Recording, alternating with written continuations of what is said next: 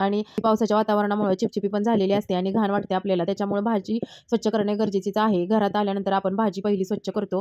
तर त्यासाठी मी तुम्हाला ट्रिक सांगणार आहे भाज्या स्वच्छ करण्यासाठी आणि भाज्या टिकवून ठेवण्यासाठी. पावसाळ्यात ओल्याव्यामुळे भाज्यांचं नासण्याचं आणि खराब होण्याचं प्रमाण जास्त असतं. त्याच्यामुळे तुम्हाला हे ट्रिक सांगणार आहे. आज माझ्याकडे भाज्या ज्या उपलब्ध आहेत त्या भाज्या तुम्हाला मी कशा सहज आणि नीट स्वच्छ करायच्या ते दाखवत आहे. सुरुवातीला मी बाजारातून टोमॅटो आणल्यानंतर साध्या पाण्याने धुवून घेतलेले आहेत आणि ती टोमॅटो एका वाटीत काढून घेतलेले आहेत आणि त्याच्यात 1 चमचा सोडा टाकलेला आहे आणि 2 टोपणं व्हिनेगर टाकलेलं आहे.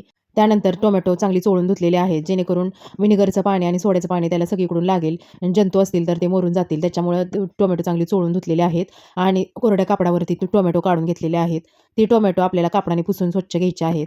तुम्ही बघू शकता मी टोमॅटो कशा पद्धतीने पुसत आहे. एकदम आपल्याला पाणी सगळा पाण्याचा निचरा झाला पाहिजे अशी कोरडी टोमॅटो पुसून घ्यायची आहेत. एकदम कोरडी करायची आहेत. त्यानंतर आपल्याला ही टोमॅटो डब्यात भरून ठेवायचे आहेत. हवाबंद डब्यात आपल्याला ही टोमॅटो ठेवायचे आहेत. कारण आपण फ्रीजमध्ये ठेवणार आहोत तो डबा. तर आता इथं मी डबा एक घेतलेला आहे. तुम्ही कोणताही डबा घेऊ शकता. ऑनलाईन भरपूर डबे मिळतात. तर इथं माझ्या आधीचा डबा होता तो मी घेतलेला आहे. मी ज्यात भाजी ठेवते ती. त्याच्यात मी पेपर हातरलेला आहे. वर्तमानपत्र सुद्धा तुम्ही हातरू शकता. पण त्याची शाईची भीती वाटते. त्याच्यामुळे मी वर्तमानपत्र त्याच्यात टाकले नाही. वहीची कोरी पानं मी त्याच्यात टाकलेली आहेत.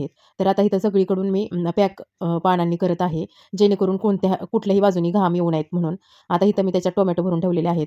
आज 2-3 गाजरं आहेत, ती पण मी त्याच पाण्यात धुवून स्वच्छ घेणार आहे.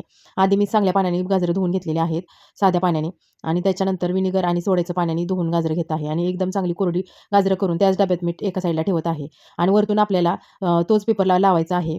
तुम्ही बघू शकता अशा पद्धतीने आपण पेपर लावायचा आहे डब्यात आणि या पद्धतीने तुम्ही ठेवले तर पाणीही सुटणार नाही त्या भाज्यांना आणि भाज्याही नासणार नाही, लवकर खराब होणार नाही. ते अशा पद्धतीने भाज्यांची तुम्ही साठवणूक करू शकता.